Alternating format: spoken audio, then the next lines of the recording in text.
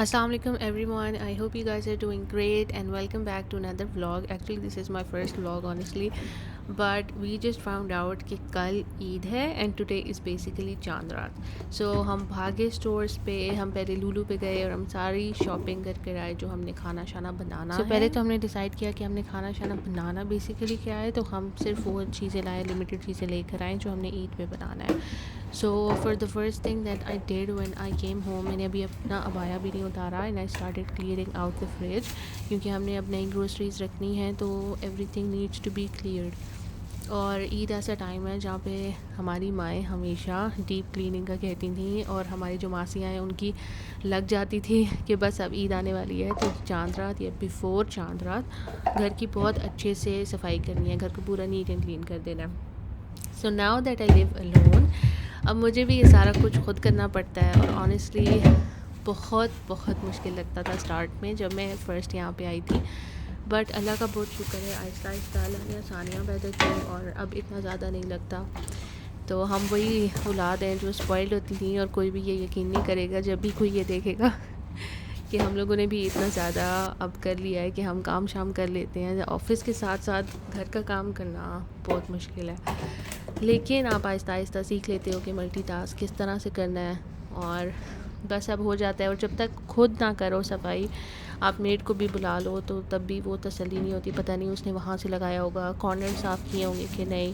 और आपको अपने घर का खुद ही पता होता है कि कौन से एरिया सबसे ज़्यादा गंदे होते हैं और कौन से एरियाज़ में आपको किस तरह से सफाई करनी है. तो हर बंदे को नहीं पता होता. यस, हम प्रोफेशनल्स हायर करते हैं, लेकिन फिर भी उनको मतलब मुझे तसल्ली नहीं होती. सो मैं हमेशा ये कोशिश करती हूँ कि जब भी सफाई करूँ तो खुद ही करूँ. अभी ये सारी चीज़ें बाहर निकाल के रखती हैं and I use Clorox to clean all of the shelves. ये ग्लास के शेल्व्स हैं, so I don't know if it's going to scratch और not. I hope it doesn't. और काफ़ी टाइम से मैं यूज़ कर रही हूँ, अभी तक तो एज सच कोई स्क्रैच पड़ा नहीं है, तो मैं कह सकती हूँ कि ये सेफ़ है. तो I just use this literally everywhere. इससे मैं अपना चूल्हा भी साफ़ करती हूँ, शेल्फ्स भी साफ़ करती हूँ और लिटरली फ्रिज का ईच एंड एवरी कोना भी साफ़ करती हूँ. So this is the most versatile thing that you can buy for cleaning. Okay, so for now अभी हम इस तरह करेंगे कि जितनी भी एक्सपायर्ड प्रोडक्ट्स हैं उसको हम उठा के साइड पे रख देंगे और जो चीज़ें ऑलरेडी पड़ी हुई हैं जो ठीक हैं, एक्सपायर्ड नहीं है, उनको हम सेट करके रख देंगे और फिर जो नेक्स्ट ग्रोसरी लेकर आए हैं तो वो सेट कर देंगे अंदर. अच्छा, ये इमली की चटनी बनाई थी, काफ़ी टाइम हो गया, आई थिंक मंथ हो गया इसको. और the best part about it is कि आप इसको काफ़ी टाइम के लिए स्टोर कर सकते हो. इवन इन यूएई में अक्सर चीज़ें बहुत जल्दी ख़राब हो जाती हैं, so you have to be careful about that. लेकिन ये इमली की चटनी बहुत अच्छी है and if you want the recipe I will be happy to share it with you. Just comment down below और रेसिपी आपकी हुई, वादा रहा. It is my grandmother's recipe और it has done literally wonders for us. जब भी हमने दही भले या चना चाट घर पे बनानी होती है, इवन हम पापड़ी भी घर पे बनाते हैं, हम इतने शुगर लोग हो गए अब. तो ये वाली चटनी बहुत वर्सेटाइल है, आप इसको किसी भी चीज़ में यूज़ कर सकते हो and I am in love with this. इतनी मज़े की बनती है. समोसा चाट बनाओ, चना चाट बनाओ, जो भी बनाओ, उसके साथ बहुत बहुत बहुत अच्छी लगती है. ओके, सो ऊपर वाली शेल्व्स हमारे सेट हो गई हैं. अब हम इस नीचे बॉक्स की तरफ जाते हैं और ये कुछ फ्रूट्स पड़े हैं जो रमज़ान के टाइम पे हमने फ्रूट चाट में यूज़ किए थे और अब इन बेचारों के लेफ़्ट ओवर्स ही रह गए हैं, मतलब एक एक पीस या दो दो पीस सबके रह गए हैं. तो ये सारी चीज़ें हम पहले बाहर निकाल लेंगे और फिर इसको अच्छे तरीके से क्लोरोक्स से साफ़ करेंगे. अच्छा, कुछ लोगों को तसल्ली नहीं होती कि मतलब क्लोरोक्स से साफ़ किया है तो थोड़ा सा केमिकल वगैरह पीछे रह गया है. तो आप इस तरह कर सकते हो कि आप अपने बॉक्स के अंदर टिश्यू पेपर रख के और उसके ऊपर फिर आप रख लो अपना फ्रूट्स और वेजिटेबल्स, जितने भी चीज़ें हैं वो आप उसके ऊपर रख लो. बट ऑनेस्टली जब आप इसको फ्रूट को निकालोगे तो आप उसको वॉश करोगे और प्रॉपर्ली वॉश करोगे, तो इस वजह से मैं फिर ऐसा नहीं करती. बस इसको अच्छे से साफ़ कर लेती हूँ और कपड़ा शपड़ा मार के, टिश्यू पेपर मार के अंदर, और फिर इसके अंदर मैं फ़्रूट रख देती हूँ and that works for me. और if it doesn't work for you तो आप इस तरह का मेथड ट्राई कर लो एंड डू रिकमेंड अगर आपको कोई अच्छे क्लीनर्स का पता है, because I just moved here and I just want to know कि अगर इससे भी बेहतर कुछ मिल सकता है तो I would love to try that out. Also मैंने सुना है कि जो द पिंक स्टफ़ है वो बहुत अच्छा है.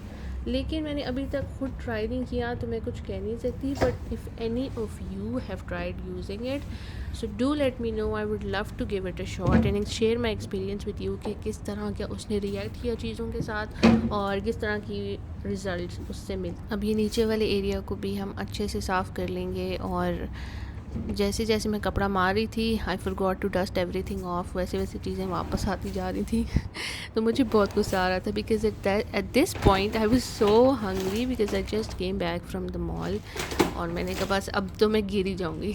अच्छा, ये चीज़ें सारी हम लेकर आए हैं अभी, and I just bought cake rusk because this is one thing that I can not live without. कुछ चाट मसाला की हमें डील अच्छी मिल गई थी तो वो ले लिए। ये मफ़िन्स बहुत मज़े के हैं, you guys have to try this out. ये मैंने लिए थे WTC लुलू से of course, but these are so good. पहले मैं प्लेन नीला वाले लाई थी, वो भी अच्छे थे, बट वो एक बड़ा बड़ा पीस था तो मतलब वो फ़ौरन बंदा खा लेता है। इसमें ये है कि ज़्यादा पीसेस हैं और छोटे हैं तो ये ज़्यादा टाइम आपको लास्ट करेगा और बहुत बहुत मज़े का लगता है। And this time I bought light mayonnaise because this time I'm trying to lose my weight. I hope I do lose my weight, but देखते हैं क्या बनता है। So I just bought very light mayonnaise and अब अभी तो मेरी बिल्कुल बस हो गई थी तो जल्दी जल्दी मैंने खाना गर्म किया और चेंज किया, खाना खाया, थोड़ी देर रिलैक्स किया 10-15 minute because honestly this was like 7 PM और हमारे पास बिल्कुल भी टाइम नहीं था कि हम चीज़ें जल्दी जल्दी करें, और फिर क्योंकि खाने की भी प्रिपरेशन करनी थी, मेहंदी भी लगानी थी। As a women you guys know, जब हम पहले सिंगल थे, माँ बाप के घर पे थे, तब तो ऑब्वियसली सिर्फ चांद रात में यही होता था कि मेहंदी लगानी है और चांद रात इंजॉय करने, बाहर जाना है, गोलगप्पे खाने हैं, चूड़ियाँ लेनी। लेकिन अब जब प्रोफेशनल लाइफ, एडल्ट लाइफ में हम आ गए हैं तो सारी चीज़ें हमें खुद ही करनी पड़ती हैं। और यहाँ पे ये नहीं है कि कोई बात नहीं, चीज़ अगर कहीं पे पड़ी है तो पड़ी रह जाए, मामा सुबह संभाल लेंगी या मासी आएगी वो सेट करेगी कमरा तो ये चीज़ें भी उठा लेगी। अब सारी रिस्पॉन्सिबिलिटी जब अपने कंधों पे पड़ रही है तो अब फील होता है कि यार मामा कितना काम करती थी पहले, and we had literally no idea. हम ऐसे ही छोड़ के चीज़ें चले जाते थे कि हो जाएगा, सुबह उठते हैं तो सब कुछ सेट हुआ हुआ होता था, तो वो कोई मैजिक नहीं होता था, कोई बंदा था वहाँ पे जो संभाल रहा था चीज़ें। अब खुद करना पड़ता है सारा कुछ, तो अब समझ आ रही है कि अच्छा भाई ये भी करना पड़ता है, ये भी करना पड़ता है। शुरू में ऑब्वियसली डिफ़िकल्ट होता है, बट आहिस्ता आहिस्ता जब आप ग्रो करते हो और ज़ाहिर है टाइम्स चेंज होते हैं, साथ साथ आपको भी आउट ग्रो करनी पड़ती हैं चीज़ें, आपको अपने आप को एडजस्ट करना पड़ता है सिचुएशंस के हिसाब से। तो things do get better and life it doesn't get easier, you just get used to it, या फिर आप सीख जाते हो कि अच्छा ये इस तरह काम करना था, खाना इस तरह बनाना था, सफाई इस तरह करनी थी। तो अब ये है कि समझ आ गया कि चीज़ें किस तरह करनी है, किस तरह मैनेज करनी है, रिस्पॉन्सिबल किस तरह होना है, और साथ साथ फिर ईच एंड एवरीथिंग किस तरह रेडी करनी है। तो अगर अभी हम फ्रिज साफ़ करें, उसके बाद हमने सफाई करनी है और उसके बाद कुछ कपड़े हैं वो धोने हैं ताकि ईद पे हमें बिल्कुल भी काम ना करना पड़े। बट ये हम भूल गए थे कि अगर हम ईद के लिए कुछ छोड़ेंगे नहीं तो ईद पे हम करेंगे क्या, क्योंकि यहाँ पे तो सिर्फ एक दिन की ईद होती है, और जिस तरह पाकिस्तान में होता था 3 दिन ईद है और 3 दिन दावतें होंगी, एक मामू के घर, दूसरे मामू के घर, तीसरे दिन हम खुद बाहर चले जाते थे, तो उस तरह वाला तो शुगल नहीं है यहाँ पे बेसिकली एक ही दिन ईद होती है और आपको अपनी मसरूफियत खुद ढूंढनी पड़ती है। तो जैसे पाकिस्तान में होता था कि सुबह लोग आ रहे हैं आपसे ईद मिलने आ रहे हैं, एक के घर जा रहे हैं, दूसरे के घर जा रहे हैं, हर रिश्तेदार के घर जाके ईद मिल रहे हैं, तो वैसे तो यहाँ पे नहीं होता। जो मेरी फ़र्स्ट ईद यहाँ पे गुजरी थी, it was so sad and it was so boring, मुझे समझ ही नहीं आ रहा था कि मैं क्या करूँ। अब तो ये है कि हम काफ़ी लाइक फैमिलीज़ को जानते हैं तो हम उनके साथ प्लान बना सकते हैं, लेकिन लास्ट टाइम जब ईद थी तो बहुत ज़्यादा सैड था और लिटरली मुझे समझ ही नहीं आ रहा था कि मैं अब क्या करूं, क्योंकि there was nothing to do and we didn't know anybody. बहुत हो गया तो हम बाहर चले गए ये वो, लेकिन जो पाकिस्तान में ईद की रौनक होती है ना वो यहाँ पे हो ही नहीं सकती, बिल्कुल भी नहीं हो सकती। अगर आप खुद यहाँ पे आके रहो तो आपको पता चले, सब ये कहते हैं परदेस में है, इसकी तो अयाशी है, ये वो, हाँ लग्जरीज़ होती हैं, फैसिलिटीज़ यहाँ पे ज़्यादा हैं, लेकिन जो हमारा कल्चर है और जो हमारी रूट्स है ना वो सब पाकिस्तान में ही है। हम जितना यहाँ पे लेकर आ सकते हैं हम उतना ले आते हैं। बट इस ईद पे मैं बहुत ज़्यादा अपनी फैमिली को मिस कर रही थी and I was literally crying the whole day कि यार मम्मा याद आ रही हैं I was crying like a kid literally कि हम इस दफ़ा ईद पे नहीं जा सके, इंशाल्लाह अगली ईद पे जाएंगे और अगली ईद पे लाजमी जाएंगे। तो काफ़ी ज़्यादा सैड दिन गुजरा था, स्पेशली जब चांद रात अनाउंस होगी ना कि कल ईद है। पहले सऊदी अरेबिया में अनाउंस हुई थी कि सऊदी अरेबिया में हो गई है ईद, चांद रात है, चांद नज़र आ गया है। सो वी वर वेटिंग कि हमारी तरफ फिर अब ईद होगी कि नहीं होगी, और एकदम अनाउंस हो गया कि भाई हमारी तरफ भी ईद है। और फिर बस उसके बाद ज़ाहिर है बंदा थोड़ा इमोशनल भी हो जाता है कि अपनी फैमिली के साथ नहीं है। मेरे लिए भी इमोशनल था, मेरे हस्बैंड आई डोंट नो वो ऊपर ऊपर से थोड़ा सख्त बनते हैं, बट ऑब्वियसली अपनी फैमिली को तो हर कोई मिस करता है, अपने पेरेंट्स को, अपने बहन भाइयों को। तो बहुत लाइक सैड फीलिंग थी, but at the same time we were also excited कि यहाँ पे देखते हैं यहाँ पे ईद किस तरह गुजरती है। लास्ट टाइम तो बहुत बोरिंग थी, तो हमने पहले से ही प्लान कर लिया था कि हम कुछ ना कुछ तो करेंगे इस ईद पे कुछ ना कुछ तो करेंगे। अभी टाइम लैप्स में लग रहा है कि कितनी आराम से, इतनी जल्दी जल्दी हो रहा है सारा कुछ, बट ऑनेस्टली मुझे 1-1.5 घंटा लग गया था सारा काम करने में, क्योंकि ऑलरेडी मैं टायर्ड हो गई थी। एक तो हम मॉल से आए थे और एकदम से मुझे सारे बर्तन धोने थे, और फिर लाइक सफाई, क्योंकि जो ईद की सफाई होती है ना वो होती ही डिफरेंट किस्म की है। और फिर आपको होता है कि कल ईद है, तो फिर अब कमरे का हर कोना अपने घर का साफ़ करना पड़ता है। एकदम वो एक ना ट्रेडिशन होता है कि each and everything should be clean और परफेक्ट हो हर चीज़ ना। और मुझे था कि मैं सारे बर्तन भी धो लूँ कि मुझे ईद पे कुछ ना करना पड़े, क्योंकि ईद पे ऑलरेडी और भी बर्तन गंदे होने थे। हमारा प्लान था कि हम निहारी बनाएंगे, सवैयाँ बनाएंगे, खीर बनाएंगे मेन्यू तो हमने बहुत लंबा चौड़ा बना लिया था, बट अनफॉर्चुनेटली इतना कुछ हम बना नहीं सके थे। तो हमारा प्लान था कि हम निहारी, खीर, सवैयाँ, सीख कबाब, क्रेप्स, और एक और चीज़ भी थी जो हमने हाँ, दही भल्ले भी बनाएंगे। बट दही भल्ले अभी तक नहीं बने और 1 हफ़्ता हो गया ईद को गुजरे हुए। क्योंकि ऑनेस्टली मैं इतना ज़्यादा थक गई थी, आई वाज नॉट एक्सपेक्टिंग कि मैं इतना थक जाऊंगी। मेरे कंधों में इतना दर्द होना शुरू हो गया था कि उस टाइम पे फिर मैंने कहा कि बस मेरे से तो और चीज़ें नहीं बनेंगी। सुबह सुबह हमने निहारी बना दी थी, फिर सवैयाँ बनाई थी, फिर उसके बाद एक फैमिली है उनकी तरफ हमारी दावत हो गई थी, तो हम वहाँ चले गए थे, चीज़ें भी वहीं ले गए थे, फिर हमने लंच इकट्ठे किया था। बट फिर इतना टाइम नहीं बचा था कि हम सारा कुछ इकट्ठे कर सकें। और ईद वाले दिन फिर हम जो ईद का फर्स्ट डे था, हम फायरवर्क्स भी देखने गए थे, तो काफ़ी अच्छा लगा था। और कोई आपके साथ हो जिसके साथ आप ईद स्पेंड कर सको ना, तो that's like a bonus. Specially जब आप घर से दूर हो, तो लाइक फैमिली को आप इतना मिस कर रहे हो, तो बहुत चीज़ें होती हैं जो आपको फ़ील होती हैं कि मामा इस तरह करती थी, मेरे घर वाले इस तरह करते थे। और चांद रात पे स्पेशली बाबा वो टेक मी आउट कि भाई इसकी मेहंदी रह गई है। मैं बाबा के पीछे ही पड़ जाती थी कि मेरी मेहंदी रह गई है मुझे लगवानी है, हम 1 भी बज जाए, 2 भी बज जाए, लेकिन बस मैंने मेहंदी लगवानी है। तो अभी भी मैं जल्दी जल्दी काम करी थी कि मुझे मेहंदी लगानी है, बाकी और कुछ हो ना हो, लेकिन मेहंदी मेरी ज़रूर लगी होनी चाहिए। क्योंकि कुछ ऐसी चीज़ें होती हैं जो आप बिल्कुल भी नहीं छोड़ सकते। और ईद वो ऐसा दिन है जहाँ पे लाइक हर लड़की की ख्वाहिश होती है कि भाई अच्छी सी मेहंदी लगे और चूड़ियाँ हों, बंदा बाहर जाए घूमे फिरे। तो रिस्पॉन्सिबल अडल्ट के साथ साथ अपनी पुरानी अंदर की बच्ची को भी ज़िंदा रखना था कि और कुछ हो ना हो, मुझे मेहंदी लाजमी लगवानी है। तो अभी लाइक 10 बजने वाले थे आई थिंक, या 9:30-10 इस तरह का टाइम था। और मुझे था कि हमने सुबह सुबह ग्रैंड मॉस्क भी जाना है ईद की नमाज़ पढ़ने, तो काम तो जल्दी जल्दी ख़त्म करने और फिर हम जाएंगे ना। तो लेकिन अनफॉर्चुनेटली हम ग्रैंड मॉस्क भी नहीं जा सके, और इतना हेक्टिक दिन हो गया क्योंकि हम रात को इतना लेट सोए थे कि हम सुबह उठ ही नहीं सके थे। हम रात को सोए थे 2-2:30 बजे, और जो सुबह की नमाज़ थी वो थी 5:45 या 6:15 इस तरह कुछ थी। तो हमें ये था कि हम 5 बजे घर से तैयार होकर निकल जाएं, क्योंकि वहाँ जाके भी बहुत रश होता है और ट्रैफिक होती है और पूरी दुनिया आई हुई होती है। तो हमारा यही प्लान था, लेकिन हम उठ ही नहीं सके सुबह के टाइम। तो हम अपनी लोकल मस्जिद में जाके ही हमने नमाज़ पढ़ी थी। तो अच्छा, किचन में सारा साफ़ करके निकली थी, एवरीथिंग नीट एंड क्लीन करके, शेल्फ्स पे कपड़ा मार के, चूल्हा साफ़ करके, और वो शूट ही नहीं हुई फिल्म ही नहीं हुई कुछ भी। उसके बाद जितना वीडियो बनी, तो चलो मैंने कहा बस अब यही डाल देते हैं, हम क्या हो सकता है। तो ये कुछ कपड़े पड़े हुए थे जो ऑलरेडी ड्राई हो गए थे, और मैंने कहा इसको तो मैं सबसे पहले उठा के तय कर दूँ। और इस टाइम पे मेरी कमर टूट रही थी, और तब मुझे था कि भाई साहब मेहंदी पता नहीं मुझसे लगेगी कि नहीं, क्योंकि मेहंदी बहुत इम्पॉर्टेंट है भाई साहब।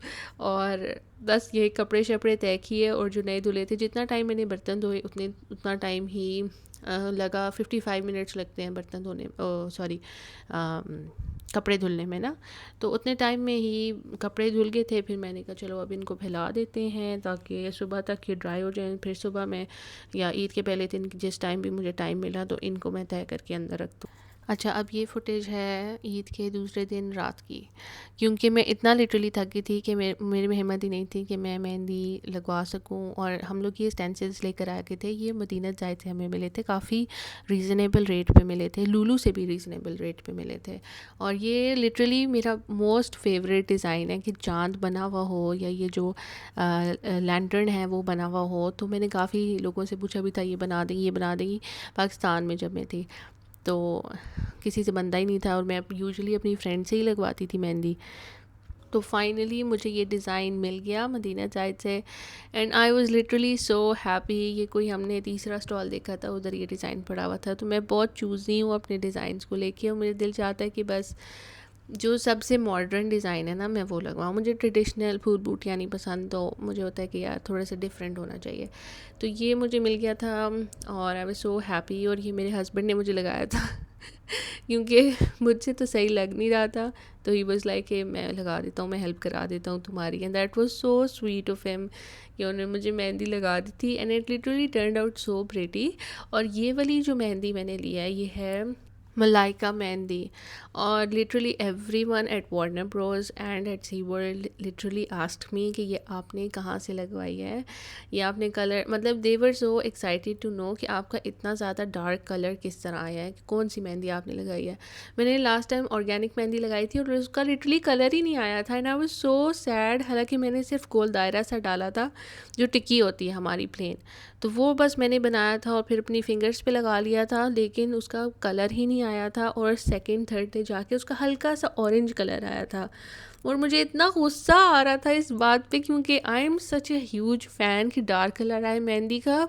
As I have mention before, I am literally obsessed with it. तो बहुत बुरा मुझे लगा था, बड़ी थी शायद, अब ये छोटी ईद है तो हमें अल्लाह का शुक्र है कि अच्छी मेहंदी मिल गई थी। एंड एवरीवन लिटरली आस्क्ड मी ये मेहंदी कहाँ से लगाई है आपने, मेहंदी कहाँ से मिली है आपको। And when I told them they were like कि अच्छा अब नेक्स्ट टाइम हम जाके लगाएंगे ना। एक इजिप्शियन लड़की मुझे मिली थी, तो वो कह रही थी कि मैंने भी लगवाती हूँ ना, तो मैं पाकिस्तानी मेहंदी ही लगवाती हूँ, लेकिन मैं सैलून से लगवाती हूँ। और मैं जिस सैलून में जाती थी वो बेचारा बंद हो गया है, तो अब मुझे बहुत मुश्किल होती है कि किसी अच्छी जगह से मेहंदी मिले ना, जो पाकिस्तान की बनी हुई मेहंदी हो। तो फिर मैंने उनको बताया कि ये है, and here he was struggling to put this final piece on. ये काफ़ी लंबा था, जो लंबे पीसेस होते हैं ना वो काफ़ी ट्रिकी होते हैं लगाने में ना, एज यू कैन सी। छोटे पीसेस तो आराम से लग जाते हैं, लेकिन ये वाला आपको ईच एंड एवरी कॉर्नर से सही लगाना होता है, और आपका हाथ भी इस तरह टेढ़ा मेढ़ा हो जाता है कि समझ नहीं आती कि किस तरह लगाओ ना। जो हमने फ़र्स्ट टाइम लगाई थी, चांद रात पे लगाई थी, वो फ्लॉलेस आई थी, लेकिन ये वाली जो थी वो कहीं ना कहीं से स्टेंसिल हिल गया था, और फिर हर जगह से परफेक्ट नहीं आई थी। लेकिन उसके बावजूद भी it was like a lot better. ऐसे लग रहा था कि आपने वाकई मतलब किसी अमेजिंग आर्टिस्ट से बनाई है ना। And here he was marking कि जहाँ पे ये डिप होगी ना फिंगर, मतलब डिप तो नहीं होगी बट जहाँ पे ये वाली लाइन आएगी वहाँ पे एक स्ट्रेट लाइन लगा देते हैं, ताकि एक रेफरेंस पॉइंट मिल जाए कि यहाँ पे हमने ना इसको करना है, यहाँ पे स्ट्रेट मेहंदी लगानी है, ठीक है। तो ये वाली वो मेहंदी है जिसका मैंने आपको बताया, and it is one of the, I don't know, it is literally the best one that I have used. तो I don't know any other, मतलब बाकी सारी भी बहुत अच्छी होती हैं बट इसका कलर बहुत ज़्यादा डार्क आया था। लेकिन जब ये मैंने अपने अंदर वाले हाथ पे लगाई थी ना, जो मैंने गोल दायरा टिक्की बनाई थी अंदर वाले हाथ पे, तो वहाँ पे ना स्किन मेरी बहुत ज़्यादा रफ़ हो गई थी, ऊपर से नहीं हुई थी, अंदर से हुई थी। तो आई डोंट नो कि अब ये इसमें क्या सीन है या क्या है, आई डोंट नो। तो लेकिन I wanted to tell you guys कि ऐसा भी हुआ था। अब बस बारी बारी हम इन सबको फिल कर देंगे। और इस मेहंदी का एक ये नुकसान था कि ये काफ़ी मुश्किलों से निकल रही थी, मतलब आराम से नहीं निकल रही थी। इस पे काफ़ी प्रेशर लगाना पड़ा था। बस हिम्मत है मेरी हस्बैंड की। मैंने जब खुद ट्राई किया था कि मैं खुद लगा सकूं तो मुझसे तो निकल ही नहीं रहा था, बहुत मुश्किल से निकल रहा था। तो that's why he helped me, क्योंकि बस अब क्या हो सकता है। जनाना स्ट्रेंथ यहाँ पे रिक्वायर्ड नहीं थी।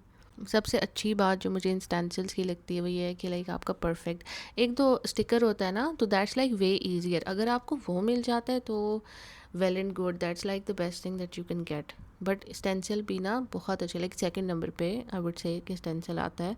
और इसका बस ट्रिकी बात यही होती है कि आपने इसको परफेक्टली प्लेस करना होता है। स्टिकर में मुझे लगता है कि एज सच इतनी मिस्टेक होने के चांसेस कम है, वेयर एज स्टिकर में थोड़ा मसला हो सकता है। दूसरी बात, स्टिकर में एक ये भी प्रॉब्लम, सॉरी स्टेंसिल में एक ये भी प्रॉब्लम आ सकती है कि अगर आपने स्टेंसिल को सही तरह दबाया नहीं है ना, उसके एंड्स को अपनी स्किन में सही तरह प्रेस नहीं किया, तो फिर ऐसा हो सकता है कि आपकी मेहंदी जो है वो ठीक से ना आए। क्योंकि जब हमने ये सेकंड टाइम लगाया था, स्टेंसिल लगाया था, तो कुछ एरिया से हमारा जो स्टेंसिल था वो उठ गया था।